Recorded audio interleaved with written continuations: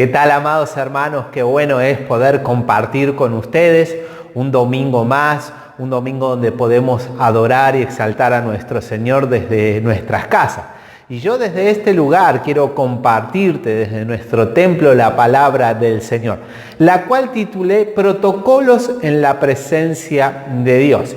Y se encuentra el texto de este día en el primer libro de Samuel, capítulo 7. Vamos a estar leyendo los versículos 1 y 2. Y también vamos a leer Segunda de Samuel, capítulo 6, versículos 1 al 11. Ahí vamos a ver una serie de personajes de cómo se manejaron, cómo se conducieron en la presencia del Señor. Yo siempre enseño y digo que la Biblia es un libro de protocolos. La Biblia es un libro de principios, de pasos, de normas, de mandamientos que bien aplicados a nuestra vida sin duda garantizan el éxito, garantizan nuestra prosperidad, garantizan nuestro bienestar. Es el mismo Dios que le dijo a Josué en el capítulo 1, versículo 8, que tenemos que meditar de día y de noche en la palabra de Dios para guardar y hacer conforme a todo lo que en Él está escrito, y entonces harás prosperar tu camino y te va a ir bien. Qué maravillosa promesa que sirve como un sello, como una garantía de que nos va a ir bien si la aplicamos correctamente. Y cuando hablamos de protocolo, esta nueva palabra que está en auge, porque para todo necesitamos un protocolo, para reunirnos en el templo necesitamos un protocolo, para ir en colectivo necesitamos un protocolo, para trasladarnos de un lugar a otro necesitamos protocolos. Y esos protocolos tienen pasos específicos para que podamos guardar nuestra vida de este virus que apareció allá por el diciembre del año pasado y que hoy afecta a todo el mundo. Aprendimos a pastorear la iglesia gracias a la pandemia desde por lo menos lo virtual. Aprendimos a desarrollarnos, aprendimos a capacitarnos, aprendimos a pastorear desde la virtualidad. Pero claro, esto es por un tiempo, entendemos que esto va a ser por unos meses más y sin duda cuando pase todo esto estaremos nuevamente en este lugar para todos juntos poder honrar a Dios. Mientras tanto, quiero enseñarte esta palabra de protocolos en la presencia de Dios. Así que acompáñame ahí con tu Biblia en el primer libro de Samuel, capítulo 7, versículos 1 y 2. Y dice así. Sí, espere que lo busco. Dice, vinieron los de Kiriat Yarim y llevaron el arca de Jehová y la pusieron en casa de Abinadab, situada en el collado, y santificaron a Eleazar su hijo para que guarde el arca de Jehová. Desde el día que llegó el arca en Kiriat Yarim pasaron muchos días, 20 años dice la palabra, y toda la casa de Israel se lamentaba en pos de Jehová. Acá podemos ver que el arca representa la presencia del Señor. Era el lugar donde la presencia de Dios habitaba y todos honraban esa presencia del Señor. El arca del pacto, el arca de la presencia del Señor llega a la casa de Abinadab, producto de una mala administración del pueblo llamado Bet-Semes, que cuando recibieron el arca que había sido robada por los filisteos, ellos trataron mal esa presencia del Señor y trajo gran mortandad, y por eso la trasladaron a Kiriat Yarim. La historia es emocionante y es realmente muy buena si vos podés leer todo el libro de Samuel y te vas a dar cuenta cómo el arca de la presencia del Señor, no bien tratada, no bien honrada, fue pasando de un lugar a otro, causando mortandad, causando enfermedad, usando el arca de la presencia del Señor como un amuleto para ganar guerras. Los hijos de Elí, Ofni y Fines murieron a causa del arca de la presencia del Señor, por no haberla tratado adecuadamente. Entonces llega el arca de la presencia del Señor a la casa de Abinadab. Y el dato que tenemos acá es que pasaron 20 años. Es decir, ese arca, ese mueble preciado por el pueblo de Israel estaba en una casa. Y en esa casa estuvo por 20 años y no se supo más nada de esa casa, ni tampoco del arca de la presencia del Señor. Fíjense en cómo llegamos hasta este lugar, que el arca de la presencia del Señor en la casa de Abinadab fue un mueble más. Fue una decoración más, fue un adorno más de su casa, porque dice la Biblia que nada en esos 20 años pasó. Pero quiero que me acompañes ahora sí en el segundo libro de Samuel, en el capítulo 6 de los versículos 1 al 11, y quiero leértelo y que me acompañes a leerlo, porque sin duda acá vamos a ver a 3 personajes más de cómo trataron la presencia del Señor.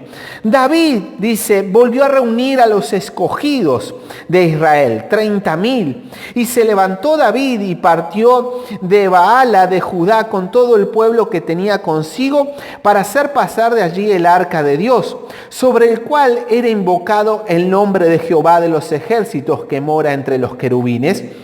Pusieron el arca sobre un carro nuevo y lo llevaron de la casa de Abinadab que estaba en el collado, y Usa y Ayo, hijos de Abinadab, guiaban el carro nuevo. Fíjense en acá cómo David tenía un celo por la casa del Señor, tenía un celo por la presencia del Señor, que cuando se enteró que el arca estaba en la casa de Abinadab, fue inmediatamente con carros para ir a trasladar el arca de la presencia del Señor a Jerusalén, porque Jerusalén hasta ese momento era una ciudad que no estaba siendo gobernada por Dios. Sin embargo, David, en su amor y en su celo, pero también en su inexperiencia, va a buscar el arca del pacto, el arca de la presencia de Dios, y la va a buscar en carros. Primer error que comete David. No podemos descartar el amor y la pasión que David tenía por la presencia de Dios, pero sí podemos tomar la inexperiencia que él tenía por no haber consultado cómo trasladar ese arca. El arca no la podían trasladar carros ni animales, el arca lo tenían que trasladar sacerdotes y levitas, mas David, por su inexperiencia y por su afán de llevar la presencia de Dios a la ciudad de Jerusalén, comete un error. Y dice que llevó también a la presencia de Dios junto con los hijos de Abinadab, Usa y Ayo, estos 2 hombres que crecieron en una casa donde estaba la presencia del Señor, la llevaron, acompañaron a David para trasladar ese arca. Pero fíjense en lo que pasa en el camino. Dice que cuando llevaban el arca de la casa de Abinadab, que estaba sobre el collado con el arca de Dios, ahí delante del arca, dice que David y toda la casa de Israel danzaban delante de Jehová con toda clase de instrumentos de madera, de haya, con arpas, salterios, panderos y flautas y címbalos. Fíjense, hacían fiesta, era tal la pasión y el amor que tenían por la presencia del Señor, que cuando la iban trasladando cantaban y estaban alegres y contentos. Pero el versículo 6 dice que cuando llegaron a la era de Nacón, Usa extendió su mano al arca de Dios y la sostuvo, porque los bueyes tropezaban. Y el furor de Jehová se encendió contra Usa, y lo hirió allí Dios por aquella temeridad, y cayó ahí muerto junto al arca de Dios.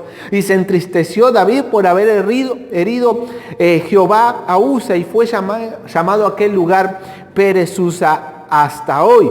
Y temiendo David a Jehová aquel día, dijo: ¿cómo ha de venir a mí el arca de Jehová? De modo que David no quiso traer para sí el arca de Jehová a la ciudad de David, y la hizo llevar David a casa de Obed Edom el Geteo. Ahora vamos a ir al versículo 11, que es el más emocionante, pero pensemos por un momento esto.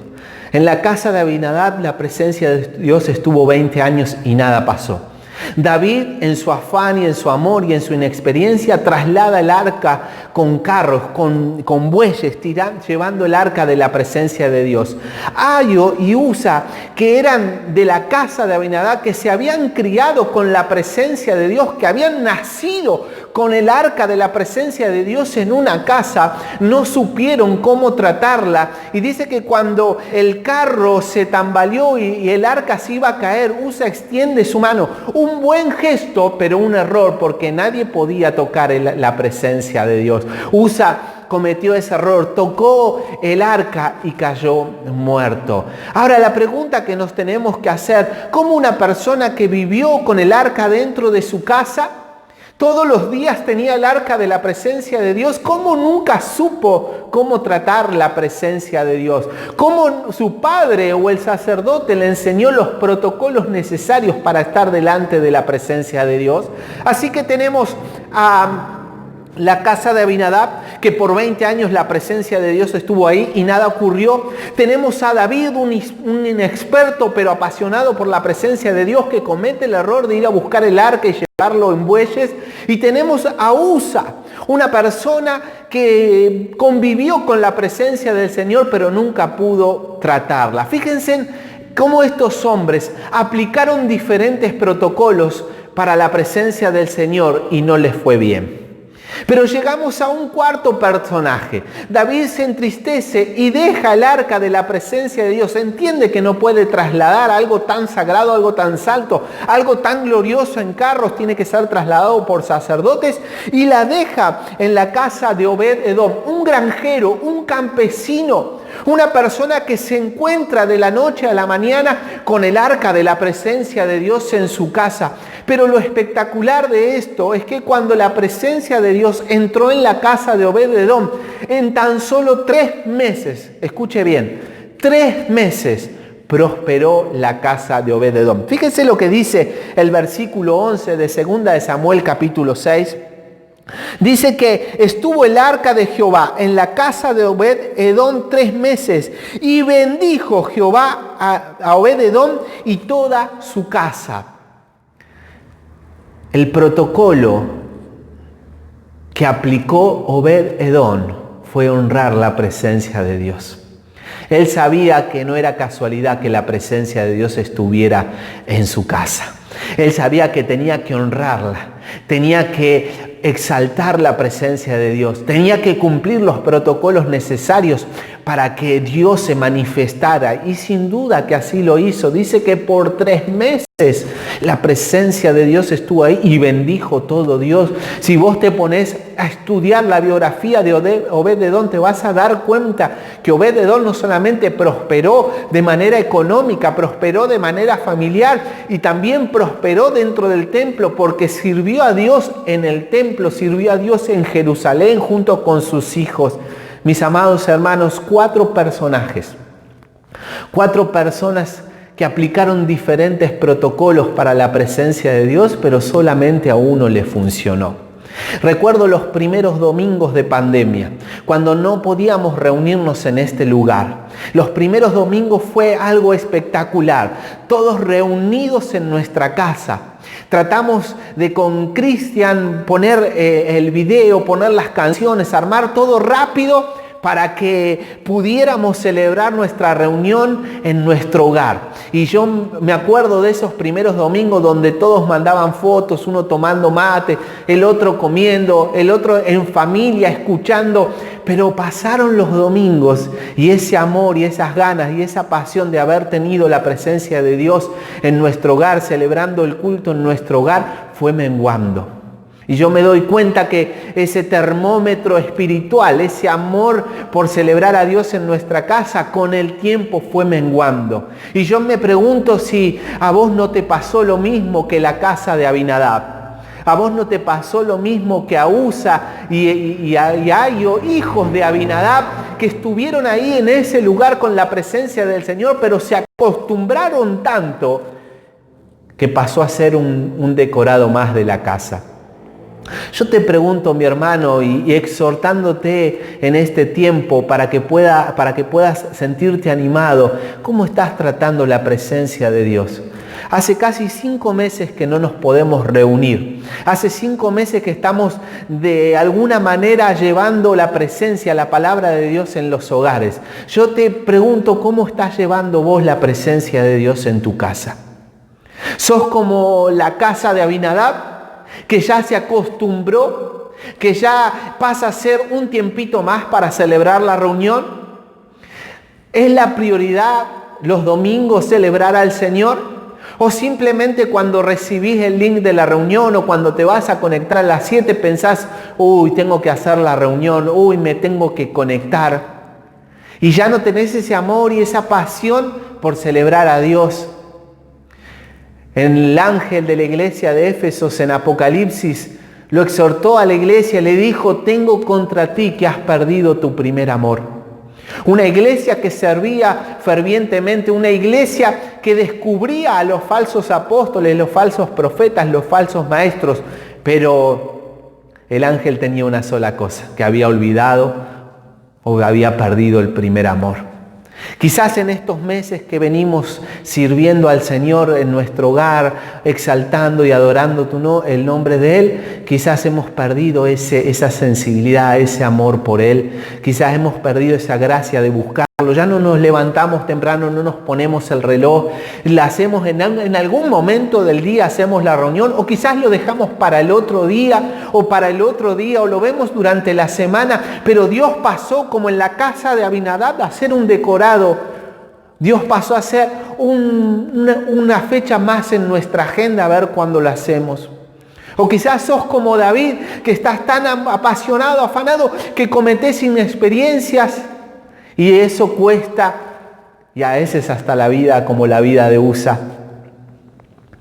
Yo te animo que en este tiempo puedas honrar y glorificar a Dios en tu casa, como lo hizo Obed-Edom.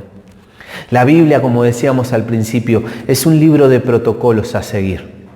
Es un libro de principios, de mandamientos, de preceptos, de normas que bien aplicados no nos va a ir mal. En 3 meses Obed-Edom prosperó. ¿Qué tal si vos hoy, en este día, no te humillás delante del Señor? Y si trataste de la presencia de Dios sin los protocolos necesarios, como lo hizo la casa de Abinadab, y pasaron 20 años y nada sucedió. Yo te animo que ahí en tu lugar humilles tu vida y le pidas perdón al Señor. Pidámosle perdón al Señor, porque este tiempo que estamos viviendo quizás no lo volvamos a vivir, porque Dios quiere fortalecer nuestros hogares, Dios quiere fortalecer nuestras relaciones intrafamiliares, Dios quiere que dependamos de Él, que aprendamos a honrar y a tener nuestro culto en nuestro hogar, con nuestra familia, haciendo el devocional, adorando, orando al Señor. Quizás tengamos que hacer como Obed-Edom en este tiempo. Déjame orar por tu vida. Quizás vos estás escuchando esta predicación y te está pasando lo que le pasó a Abinadab, o te pasa lo que le pasó a David o a Usa.